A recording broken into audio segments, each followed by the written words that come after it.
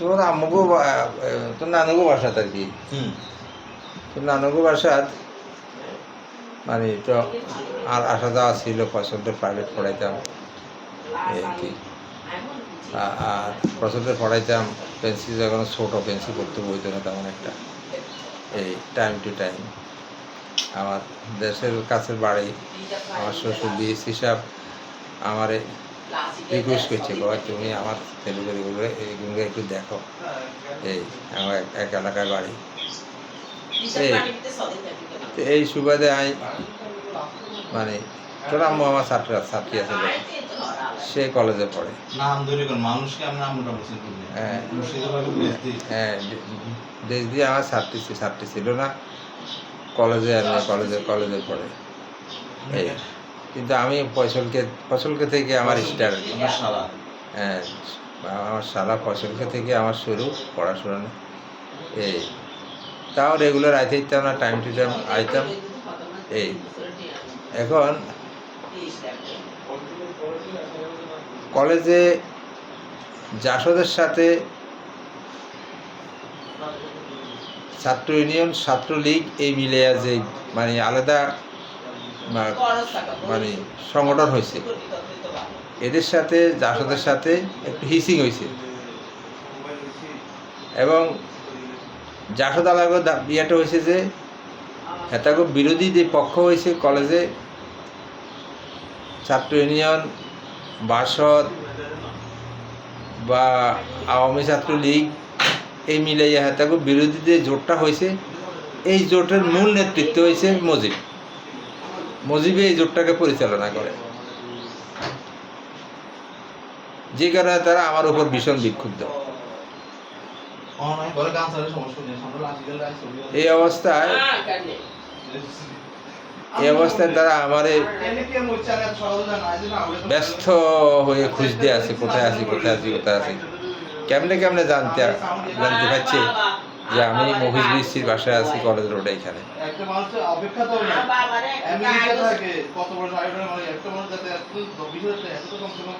হেরা আসি আমাকে এই বাসায় আক্রমণ করছে বাইরেও তোর পিটি মারি পেলাম মানে এই সমস্ত বিষয় আর কি।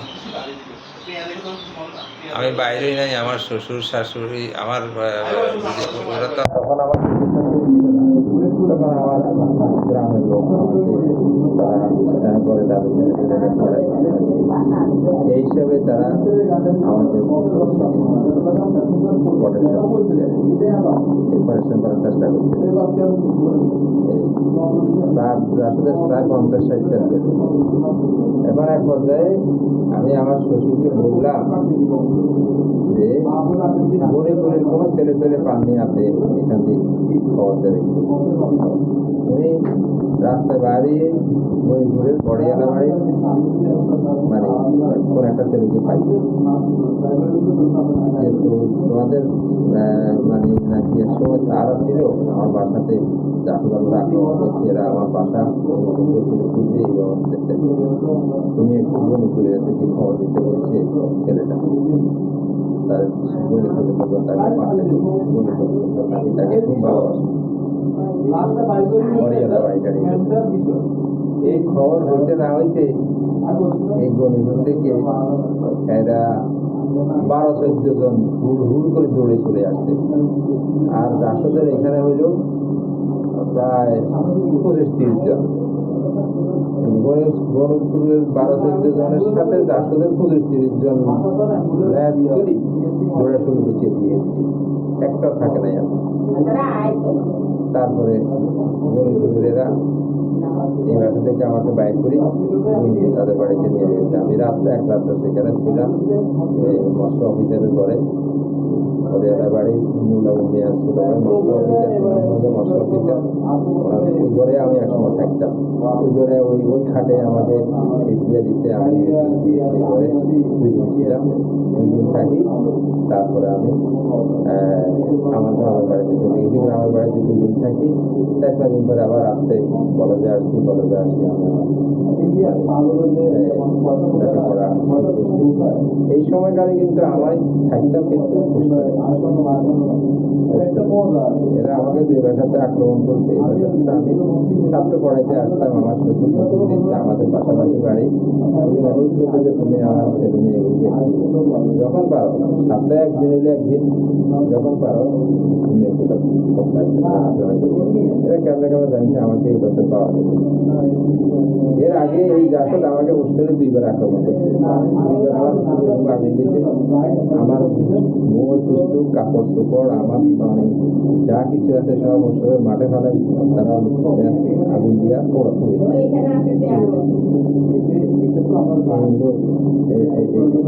সেখানে। আবার আমি মানে আমার বিয়ের আগে আমার বিয়ের মানে মাস 3 আগে আমি আমার ওয়াইফ আমার শালীকে নিয়ে রূপসা সিনেমা হলে ইয়ে করতে গেছি, সিনেমা দেখতে গেছি। এটা কেমন কেমন জানছে আমি সেখানে সিনেমা দেখতে সন্ধ্যা 6টা থেকে রাতের 9টা পর্যন্ত। এরা সেখানে জাসদের এরা এখানে 12-13 জন সেখানে আমাকে আক্রমণ করল।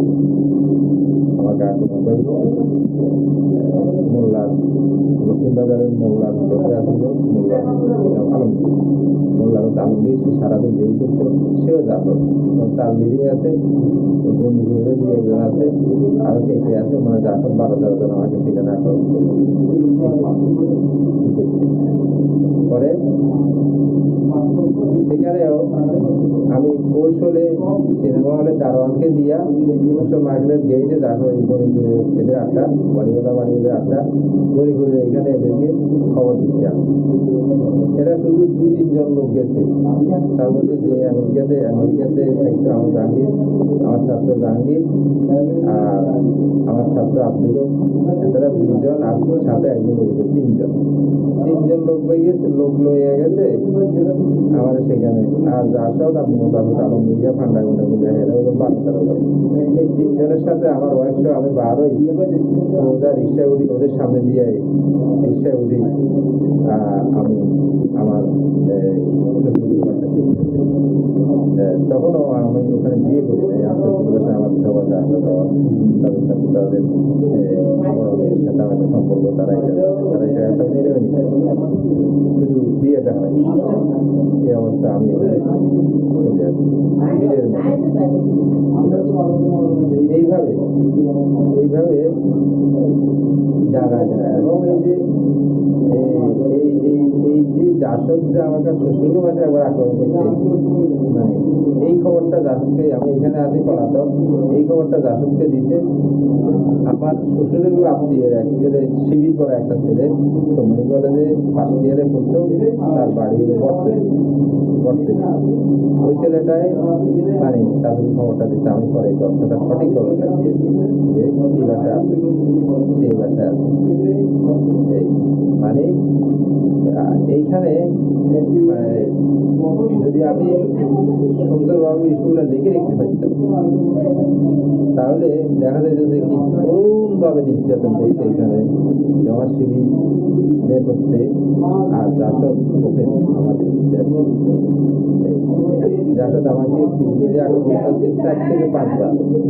তুমি গাড়ি স্কুলের ব্রিজের উপরে একবার আমাকে আক্রমণ করে মানে তারা আমার মুখের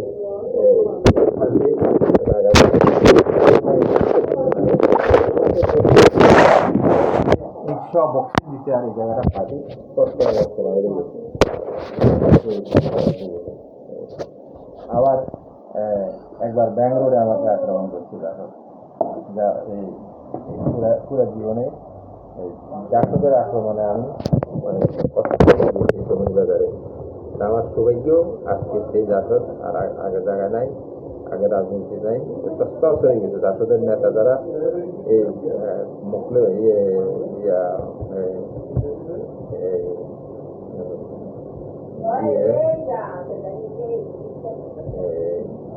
জাসদের নেতা হলো, জাসদের মূলত নেপথ্যের নেতা ছিল এখানে ইতিহাস দুরব গণিপুরে, ইতিহাস দুরব, তারপরে বিপি সত্তর, তারপরে ওই চন্দ্রগঞ্জের জামান, লোকালি নেতা ছিল আবুল খায়ের বিয়ে গণিপুরের, তারপরে আব্দুর রব চেয়ারম্যান, এই লোকগুলো আর কি আসলে নেতৃত্বে ছিল এই লোকগুলা। আর ফলাফান্ডে দিয়ে আমাকে আক্রমণ করতো। তাদের টার্গেট হলো যে এখানে কমিউনিস্ট পার্টি মিট করি চলে, মানুষ 27টা দোষগা, আবুল সাইদ আবদুল্লাহ এদের বড় নেতা যারা, এরা উপরে গ্রামে টেরামে কিছু সংগঠন করে। সময় কলেজে ওইভাবে এদের সংগঠন ছাত্র ইউনিয়ন এককালে টুকটাক ছিল, এই সময়কালে আর নাই, জিরো হয়ে গেছে। এই পর্যায়ে এই জিরো থেকে এই ফলাটা কোনো আমাদের গণিপুরে লজিং থাকিয়ে এই ফলাটা এখানে ছাত্র ইউনিয়নকে বিশাল সংগঠনে, একটা বিরাট সংগঠনে পরিণত করছে। ছাত্র ইউনিয়ন এখানে এখন মানে থার্ড সংগঠন, তৃতীয় সারির সংগঠন। জাসদ প্রথম, আওয়ামী ছাত্রলীগ দ্বিতীয় এবং তৃতীয় পজিশনের সংগঠন হয়ে গেছে ওই ছাত্র ইউনিয়ন। এটাই তাদের ক্ষোভ। সেই ছাত্র আন্দোলনের পরে এবং সেই ছাত্র আন্দোলনের ভিতর দিয়ে আমি আবার 2-3বার গ্রেপ্তার করা হয়েছি, অ্যারেস্ট হয়েছি ছাত্র আন্দোলন থেকে। কিন্তু কোনো অ্যারেস্টেই আমাকে থানা পুলিশ কখনো অমর্যাদা করে নাই, আমাকে কখনো পুলিশ কয়েদখানায় ঢুকে নাই। এখানে আসামিগুলো নিয়ে কয়েদখানা করে বসতে হবে এবং সেখানে ঢুকে নাই, আমাকে রাখছে অফিসারদের বাসায়। এবং অফিসারদের বাসায় রাখছে আমাকে, কখনো আমাকে কোনোদিন কোনো অফিসারের বাসায় আমাকে সেন্টি দেয় নাই, সেন্টি পাহারা দেয় নাই। অন্য পুলিশ অফিসাররা যদি স্যার সেখানে ওই বাসাতে যায়, এই আসামি আছে, এখানে সেন্টি দিতে হবে না, কোনো না সেন্টি দিতে হবে না, কারণ সে সোরের আসামি না বা সেই জনের আসামি না, সে পালাবে না। আমি রাতে সারা রাত ঘুমাইছি, সকালে নাস্তা পানি খেয়েছি। হয়তো আমার লোকজন মানে কোনো স্থানীয় মেম্বার চেয়ারম্যান, একবার আকাশ নাকি নিয়ে গেছে পৌরসভার চেয়ারম্যান, একবার গেছে ব্যবসায়ী সমিতির সেক্রেটারি মজিবুল্লাহ মিয়া, আমার দুঃসভোগী মামা হয়, তার মজিবুল্লাহ মিয়ার ছেলে মাসুদ এখন আমাদের এই টাওয়ারের বিল্ডিংয়ে ভাড়া থাকে। এরা মজিবুল্লাহ মিয়া ব্যবসায়ী সমিতির সেক্রেটারি তারা এমনি ভালো প্রভাবশালী লোক আছে স্বপ্ন বাজারে, উনি থানাতে গিয়ে আমাকে জামিন করে নিয়ে আসতেন। কোনোদিনও থানা পুলিশ আমার সাথে খারাপ ব্যবহার করে না, আমার বাসা বাড়িতে থানা পুলিশ আসতো, পুলিশ অফিসার একদিকে আমি নানা কইতাম বুড়া করে আসি অনেকক্ষণ বসে কথাবার্তা করতে। আমি বলতাম একাদশ করি যে এত কষ্ট করেন দিলে, তখন আমাদেরকে দায়িত্ব যে আপনাকে ওয়াশে রাখি ব্যবহার খারাপ ব্যবহার আমাকে হয়রান করছে, অসুস্থ করছে, ফিজিক্যাল টর্চার করছে। দ্বিতীয় আমার রুমে 3-4 বার আগুন দিচ্ছে। ও প্রথম আমাকে টর্চার করে ওলস্টোরে, এই জাসদ জাসদ আমাকে টর্চার করে। আমার বেশ কতগুলি বই বস্তু ওলস্টোরের পিছনে দিই পশ্চিম পাশে একটা বড় দিঘি ছিল, ওই দিঘিতে আমার বইগুলো ফেলা দিচ্ছে তারা, কাঁচা দিয়া তারা এই জানালা দিয়া, কারণ আমাদের জানালার পরে দিঘি জানালার পরে পানি, আমরা জানালা থেকে একটা সিগারেট ফেলালে পানিতে পড়তো। আমার এই জানালা দিয়ে তারা আমার